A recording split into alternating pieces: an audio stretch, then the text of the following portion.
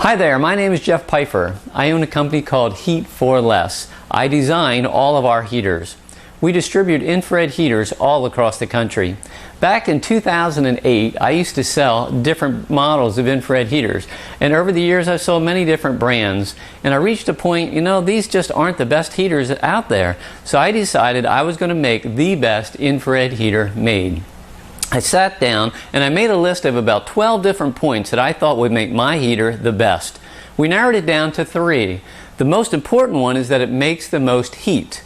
Secondly, I wanted it to be easy to service.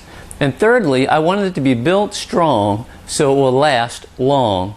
And after many years of research, many hours of development, I came out with my Heat for Less line of infrared heaters. We've been selling them for several years now. Turns out that they are the best infrared heater made. No other infrared heater makes more heat than my heater. This here is called a watt meter.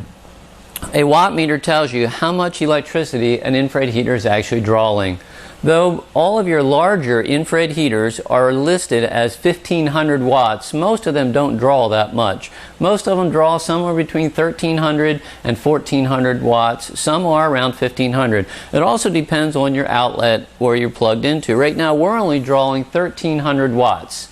Alright? And what we then do is we see how much electric it's using, and then we use a laser thermometer to see what the temperature output is.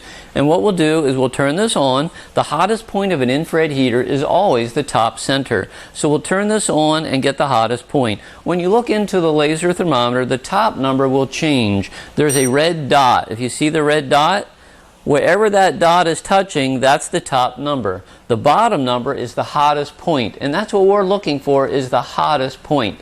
So I'm going to put this in my heater now, and you will see what the hottest point is in my heater.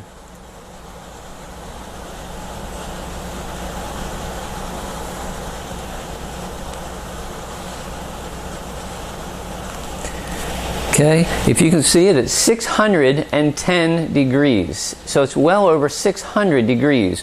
What we'll do now is we'll do the same test with a whole bunch of other infrared heaters. So we'll start with this one here, and we'll show you the temperature output of a whole bunch of other infrared heaters.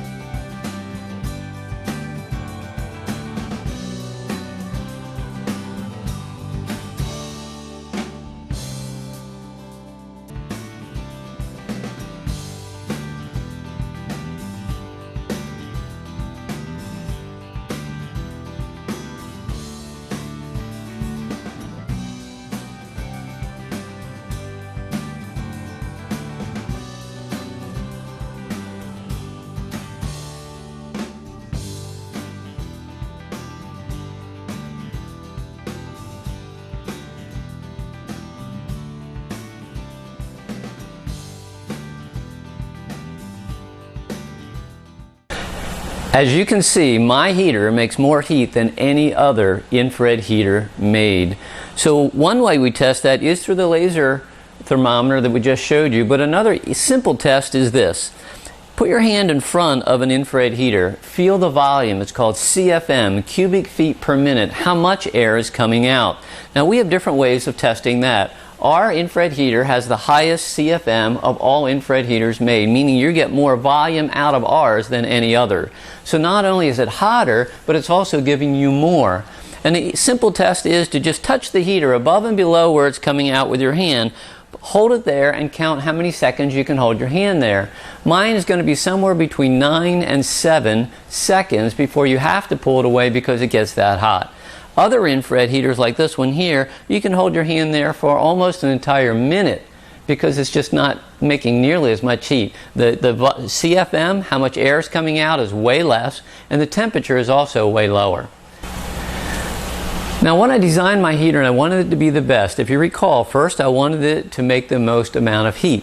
Secondly, I wanted it to be built strong. Some of these infrared heaters just didn't last. We're one of the largest service centers in the country of infrared heaters, and we service different brands. We had some brands coming back 3 times in 1 year to get the same part replaced. And I thought, this is crazy. And that's why I decided to build my own heater. With ours, they are built strong. We find the average return rate with all the infrared heaters out there nationally, the average is somewhere between 12 and 15% get returned within the first year, either because of a faulty part or because of the customer not being satisfied. Our return rate 2 years in a row is only 2%. 2%, that's the lowest in the industry. There's one brand out there, and I can't say the name for obvious reasons. Last year, the stores that we sell to said that their return rate was way over 50%. Over half of the heaters they sold of that brand got returned within that year. And so there's some of them just really, really bad. So ours makes the most heat. Ours is built the best and will last the longest.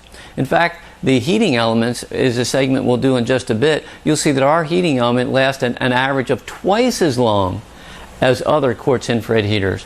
And the third point is I wanted it to be easy to service. All infrared heaters will eventually need to have a part replaced. That's just the way it is. So with mine, it's extremely easy to fix. Future videos or other videos you could look at, there are other videos that you can look at that will show you how you can replace the parts in our heater.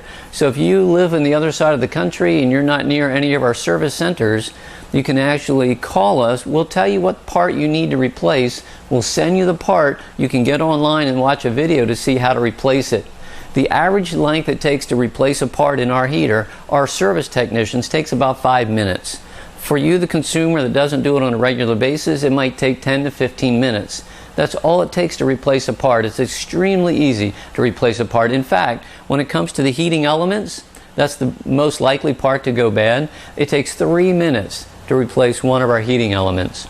There are other heaters out there. It takes our service technicians 45 minutes to replace one heating element. That's how hard they are to replace. And they have plastic screws, sheet metal screws, wood screws, 52 screws to get to the first component. Ours is 10 screws to get to almost every component within our heater. Very easy to service. When I wanted to design my infrared heaters, it was important to me that it would be the best. I added 2 features to my infrared heater that no other infrared heater has. One is called memory technology. If the electricity goes off in your home, even for a couple seconds, it'll turn any heater off.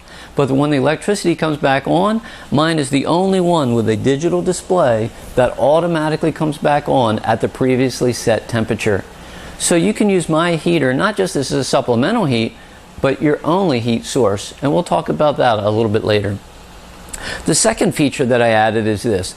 With quartz infrared heaters, they have multiple heating elements. Some have as many as 8. If one goes out, you as a consumer has no way of knowing that one went out.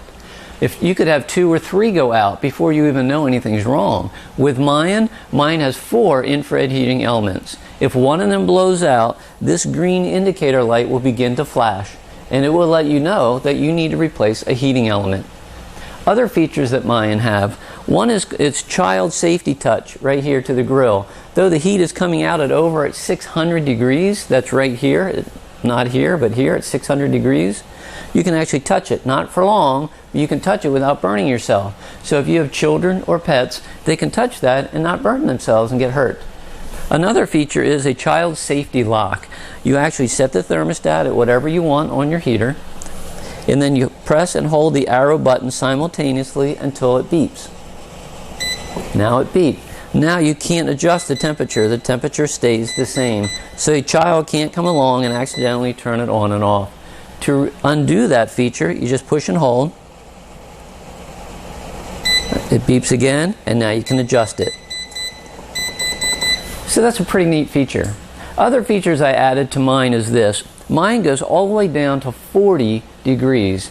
Hardly any go that low. In fact, there are some that only go down to 64 degrees. That's the lowest they go. The reason I wanted mine to go down to 40 degrees is for a few reasons. But the main reason is that some people want to use them just to keep their pipes from freezing when they're not home. And if you have one that only goes down to 64 degrees and you put it down in your basement where the pipes are, it may not shut off until it reaches 80 degrees. And the reason for that is the thermostat probe for all infrared heaters is in the back. This is ours here. Some have it down here at the bottom. Well, that's too close to the floor, so I wanted to keep it a little bit higher. So if you are in your basement and it's a concrete floor, it's going to tell the thermostat probe that it's colder in the room than what it really is, so it's going to run for a really long time. That's why with mine, by setting it at 40 degrees, it may shut off at 50 degrees. If you have one that only goes down to 64 degrees, it may not shut off until it reaches 74 degrees. So that's why it's so important to have mine to go all the way down to 70 to 40 degrees. Also, some people just simply, they'll have a summer home at the beach or the mountains or something, and they just want to keep the pipes from freezing. Again, mine, you can do that. You can take it all the way down to 40 degrees just to keep the pipes from freezing.